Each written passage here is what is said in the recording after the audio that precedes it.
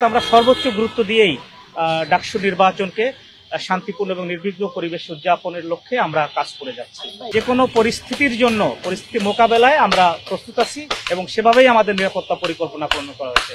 আপনারা জানেন যে আগামীকাল ডাকসুর নির্বাচন অনুষ্ঠিত হতে যাচ্ছে। তো এই নির্বাচনকে কেন্দ্র করে ঢাকা মেট্রোপলিটন পুলিশের মাননীয় কমিশনার স্যারের নির্দেশনার আলোকে ইতিমধ্যে আমরা নিরাপত্তা পরিকল্পনা গ্রহণ করেছি এবং সেই পরিকল্পনার আলোকে আজ সকাল ৬টা থেকে আমাদের যে ডিপ্লয়মেন্ট সেটি সম্পন্ন হয়েছে। তো আমরা আশা করছি যে আসন্ন নির্বাচন, ডাকসুর যে নির্বাচন সেটি শান্তিপূর্ণ এবং নির্বিঘ্ন পরিবেশে আমাদের এবং আমাদের ঢাকা বিশ্ববিদ্যালয়ের যে প্রক্টোরিয়াল টিম আছে সবার সার্বিক সহযোগিতায় একটি শান্তিপূর্ণ এবং নির্বিঘ্ন পরিবেশে নির্বাচনটি অনুষ্ঠিত হবে। আমাদের এখানে প্রথমত হলো যে চেকপোস্ট কার্যক্রম আছে, আমাদের পেট্রোল আছে, আমাদের যে ভোট কেন্দ্রগুলো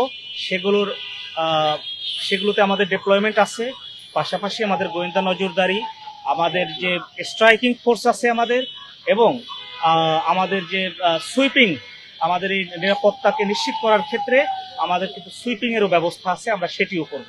অর্থাৎ আমরা সর্বোচ্চ গুরুত্ব দিয়েই ডাকসু নির্বাচনকে শান্তিপূর্ণ এবং নির্বিঘ্ন পরিবেশ উদযাপনের লক্ষ্যে আমরা কাজ করে যাচ্ছি। প্রকৃতপক্ষে আমরা কিন্তু ঢাকা বিশ্ববিদ্যালয়ের যে প্রক্টোরিয়াল টিম আছে এবং অথরিটি আছে, নির্বাচন কমিশন আছে, ওনাদের রিকোয়ারমেন্টস অনুযায়ী ওনারা আমাদেরকে যেভাবে সহযোগিতা চেয়েছেন বা চাচ্ছেন আমরা সেই আলোকে ওনাদের সহযোগিতা করে যাব এবং আমরা সেটি করতেছি এবং আশা করছি যে সবার সম্মিলিত প্রয়াসেই একটি ভালো পরিবেশে, সুন্দর নির্বিঘ্ন শান্তিপূর্ণ পরিবেশে নির্বাচন অনুষ্ঠিত হবে। আজকে রাত 8টা থেকে বহিরাগতদেরকে বিশ্ববিদ্যালয়ে প্রবেশের ক্ষেত্রে যে বিধিনিষেধ আরোপ করা হয়েছে সেটি নিশ্চিত করতে আমরাও কাজ করব প্রক্টোরিয়াল টিমের সাথে। পয়েন্টগুলো ইতিমধ্যে ঠিক করা হয়েছে, 8টি পয়েন্টে 8টি চেকপোস্ট স্থাপন করা হয়েছে।